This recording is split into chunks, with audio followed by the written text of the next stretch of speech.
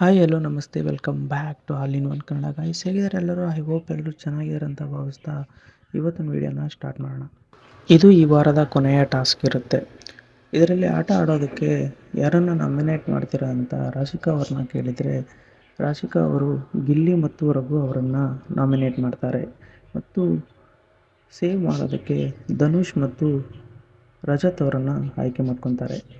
ತದನಂತರ game start ಆಗುತ್ತೆ. ಈ ಆಟದ ಹೆಸರೇ ಇಟ್ಟ ಗುರಿ ತಪ್ಪೋದಿಲ್ಲ. ಈ ಆಟ ಹೇಗೆ ಆಡಬೇಕಂತಂದರೆ, 2 ಬೋರ್ಡ್ ಇರುತ್ತೆ. ಆ ಬೋರ್ಡ್ ಎತ್ತಿದರೆ ಹಿಂದ್ಗಡೆ ಇರೋ ಬೋರ್ಡ್ ಕಾಣುತ್ತೆ. ಆ ಹಿಂದ್ಗಡೆ ಇರೋ ಬೋರ್ಡ್ನಲ್ಲಿರೋ 2 ಹಲಗೆಗಳನ್ನು ಇಟ್ಟಿರ್ತಾರೆ. ಆ ಹಲಗೆಗಳನ್ನು ಬಾಲ್ನಿಂದ ಹೊಡೆದು ಹಿಂದೆ ಇರುವ ಕಪ್ಪು ಹಲಗೆಗಳನ್ನ ಬೀಳಿಸ್ಬೇಕಾಗಿರುತ್ತೆ. ಇಂಥ ಸಂದರ್ಭದಲ್ಲಿ ಗಿಲ್ಲಿ, ರಘು ಅವರಿಗೆ ಸಾಥಾಗಿ ಸೂರಜ್ ಅವರು ಬರ್ತಾರೆ.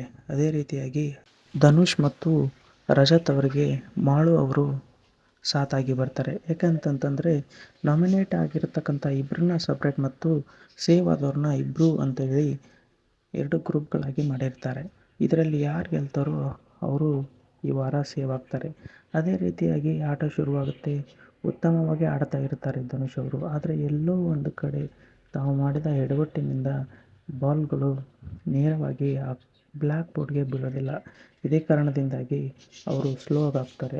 ಅದೇ ಸಮಯದಲ್ಲಿ ಅವರಿಗೆ ಟಕ್ಕರ್ ಕೊಟ್ಟಿರ್ತಕ್ಕಂಥ ರಘು ಅವರು ಎಲ್ಲ ಬೋರ್ಡ್ಗಳನ್ನು ಬಿಡಿಸಿ ಈ ಆಟದಲ್ಲಿ ಅವರು ಜಯಶಾಲಿ ಆಗ್ತಾರೆ.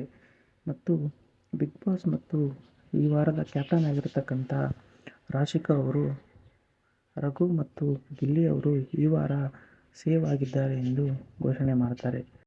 ಮುಂದಿನ ವಾರಕ್ಕೆ ಯಾರ್ಯಾರು ಕ್ಯಾಪ್ಟನ್ ಆಗ್ತಾರೆ ಮತ್ತು ಯಾರ್ಯಾರು ಅದಕ್ಕೆ ಅರ್ಹರಿದ್ದಾರೆ ಅಂತ ಒಂದು ಲೀಸ್ಟ್ ಇದೆ. ಅದನ್ನು ನೆಕ್ಸ್ಟ್ ವೀಡಿಯೋದಲ್ಲಿ ನಿಮಗಾಗಿ ಮಾಡ್ತೀನಿ.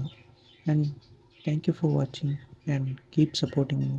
ಪ್ಲೀಸ್ ನನ್ನ ಚಾನಲ್ನ ಸಬ್ಸ್ಕ್ರೈಬ್ ಮಾಡ್ಕೊಳ್ಳಿ.